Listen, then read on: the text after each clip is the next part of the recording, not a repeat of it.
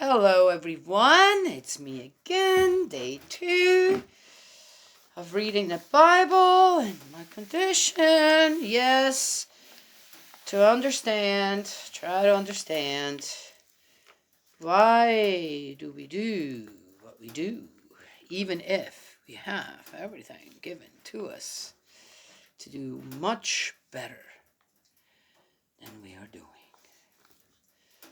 Anyway, so Genesis. Reading the Bible, Genesis 2. Thus heaven and earth were completed with all their array. On the seventh day, God had completed the work he had been doing. He rested on the seventh day after all the work he had been doing. God blessed the seventh day and made it holy, because on that day he rested after all his work of creating. Such was the story of heaven and earth as they were created. So, again, on the seventh day he rested. Well, when was that? After all the work was done, then you rest. Yet again, humankind has nothing better to do than make things really confusing about, is it Saturday now, or is it Sunday where you rest? Which is the first day of the week? Which is the last one? Then you have all the different religions. That means something different again. Okay. The one thing that strikes me here, after the work was done, he was done. You also got to remember again. So on the seventh day, so he said that's the holy day, which means you don't do anything. I mean, you stay home, you praise the Lord. Okay, that's what we know, right? Yes? Right. I hope you don't have a loved one in the hospital, right? That if they don't get care on the holy day, they might just die. They could. Or, okay, emergencies. And there isn't anybody available willing to work on the holy day. And, well, you're out of luck. This is the holy day. Okay, I think you're getting my drift. Would God do that? Would God kind of put some kind of a restriction on the day, on the holy day? We should really ask ourselves that. Because, again, he was done with the work. So you're done with the work, and then you get to rest. Who says that that's not every day? You're done with your work. You've done what you needed to do. On the side of goodness, I always have to mention that, don't I? To make sure everything stays clear, right? And then you get to rest, right? Yes? Lay your head on the pillow, get a good snooze, and you know what? When you're done with your work, you know you've done what you could for today, this and that, you sleep so much better, don't you? Yes? Yeah. People should have, why don't you sleep well? Okay, all right. There's, just saying. What does that mean? What does it actually mean? Right? Yeah? Right away. There's certain just stigmas attached to the day of rest that I feel, give it a little bit more thought, because right, the way, again, we decided to establish that on earth doesn't necessarily mean that's what it is in heaven. Paradise and the test of free will. Oh, the test of free will. I have never felt tested by God. Never have I felt tested. It was just paradise and free will, right? Yeah. But that had to be put in there again, right? To alert you, well, this is a test. Are you going to pass it or not? Okay, just saying. Just me talking. At the time when Yahweh, God, made earth and heaven, there was as yet no wild bush on the earth, nor had any wild plant yet sprung up. For Yahweh God had not sent rain on the earth, nor was there any man to till the soil. Instead, water flowed out of the ground and watered all the surface of the soil. Yahweh God shaped man from the soil of the ground and blew the breath of life into his nostrils, and man became a living being. I guess God was a potter somehow, right? Yes. When you think about just that, it's not so difficult to understand on how that can be understood. Because if you have ever grown anything and planted a seed and grown anything from seed, right, then you know how important soil is to life. Yeah, anyway. And the care you give it, right? Yeah. What if there isn't enough rain to water that seed you planted? Then you have to give it something of yourself. Your blood, sweat, and tears. Yes, right. Yahweh, God, planted a garden in Eden, which is in the east, and there he put the man he had fashioned. From the soil, Yahweh God caused to grow every kind of tree, enticing to look at and good to eat, with the tree of life in the middle of the garden, and the tree of the knowledge of good and evil.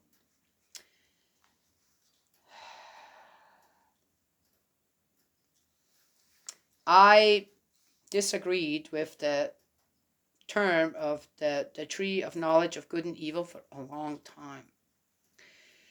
And I suddenly got the understanding on how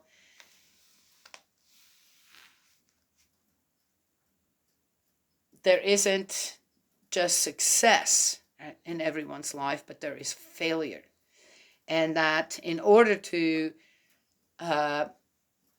be able to acknowledge success, right, one has to know what failure is as well. Right? So it's a teaching.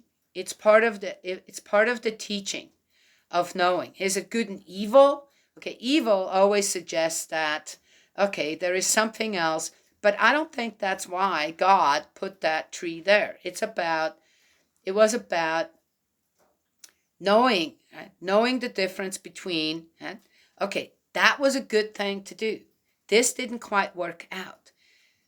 That doesn't necessarily mean that it's evil, that it isn't good. It just hasn't quite gone in the right way. And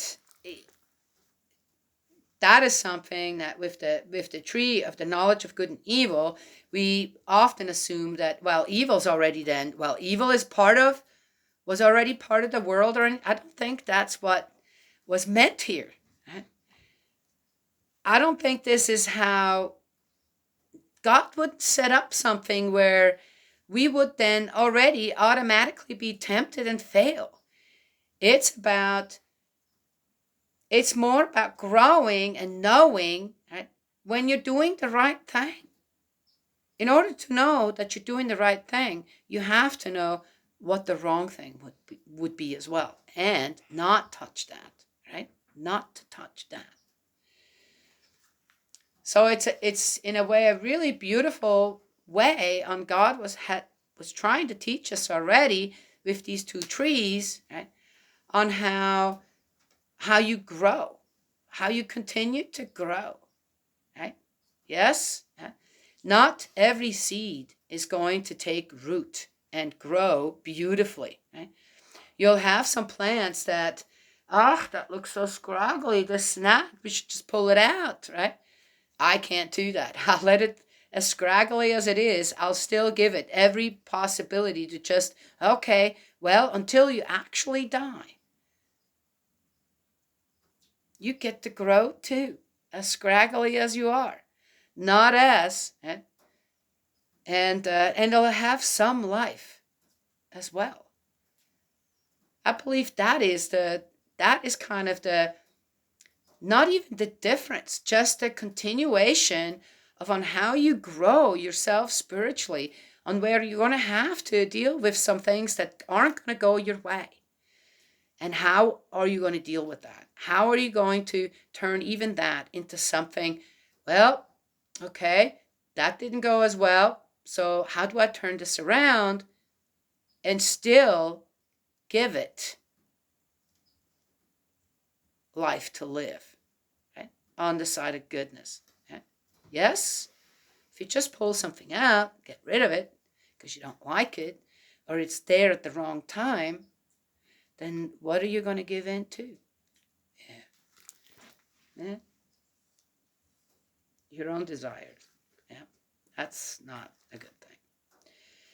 A river flowed from Eden to water the garden, and from there it divided to make 4 streams. The first is named the Pishon, and this winds all through the land of Havilah, where there is gold. Man, how big was that Garden of Eden? The gold of this country is pure. Bdellium and cornelian stone are found there.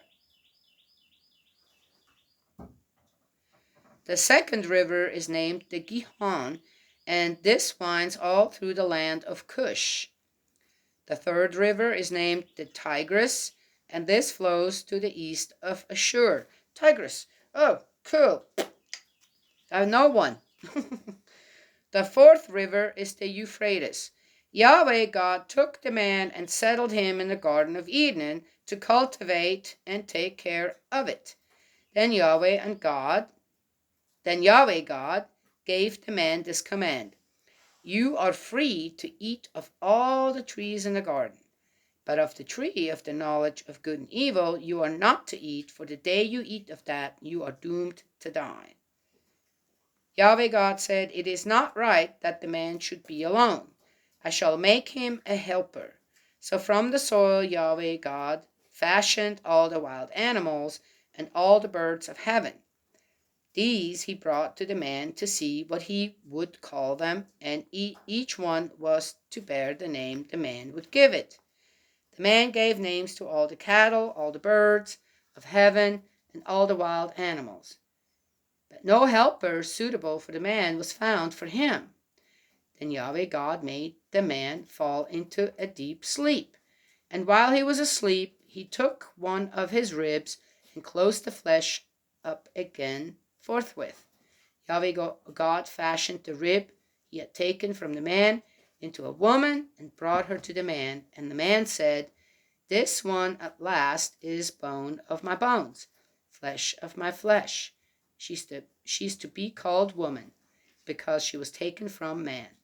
This is why a man leaves his father and mother and becomes attached to his wife, and they become one flesh. Now both of them were naked, the man and his wife, but they felt no shame before each other. All right, that's the last before number 3. Okay, so right away I'm going, wait a second. Here it says in the last part, it says, on the 6th day God created man in the image of himself. In the image of God he created him, male and female. He created them. And then here now says, after the Garden of Eden was created, and the one man species that was there, somehow now suddenly he was going to name the animals and the birds and this and that, and then he was alone, and so okay, what comes first? This is like, what comes first, the chicken or the egg? I'm sorry, does that make sense to anybody? Because it doesn't make sense to me. When God created the 6 days, then he rested, so that was in between that one. Well, he already created. God created man in the image of himself. In the image of God he created him. Male and female, he created them. Then over here, suddenly we're going into detail. After the Garden of Eden, it just describes all the waters flowing every 4 different places, this, that. Then he names the animals, and he's lonely, so, but that's not what it says over here. Oh. What am I supposed to believe here now? I'm already conflicted. And I'm only on Genesis 2.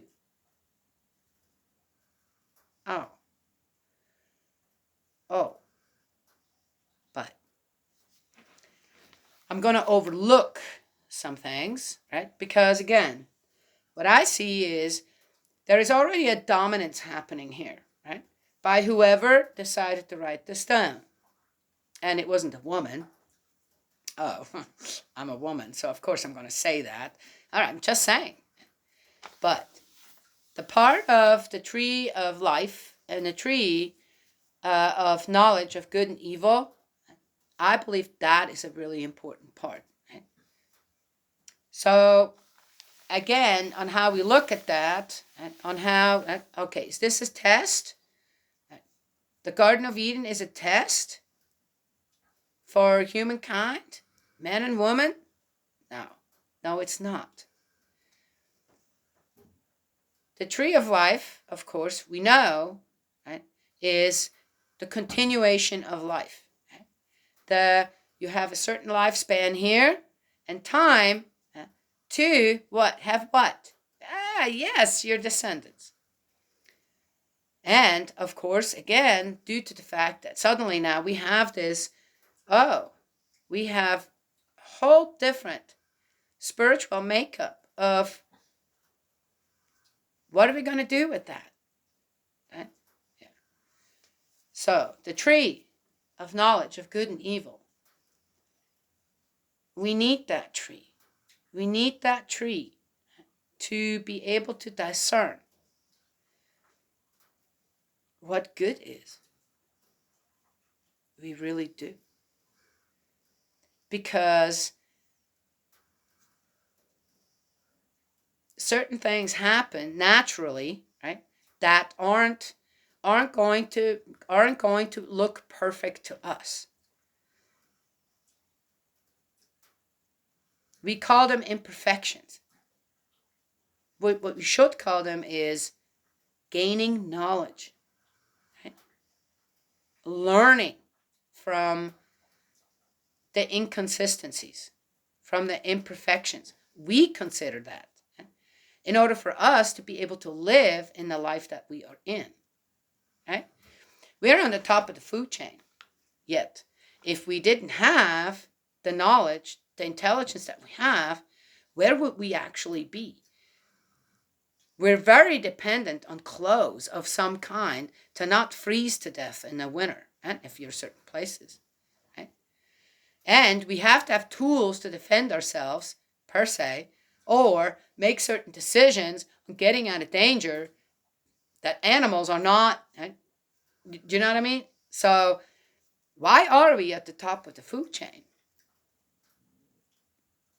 As weak as we are, really, when it comes down to it. Right? Yes? Something to think about. Right? Yes. Anywho, that's all I have to give today. I find it interesting on how, suddenly, God, though, as I said. So over here it says, but then here it says, so there's a bit of a mix-up. They mixed some things up. I don't know. Did they mix things up? Should that have been first in Genesis? Why was that not mentioned in the last day, in the sixth day? It wasn't, but it was already there. Male and female. I don't know. So is there a male and a female component in a man? Oh. Yeah, but that, no, that doesn't quite make sense either. Yes? Yeah. Okay. Well, we'll talk more about it. There's a lot to go on. We got a big old book to read here, and these are just my thoughts on it all, right? Yes? And so we'll see. God's love and blessings always, and we'll talk to y'all another time.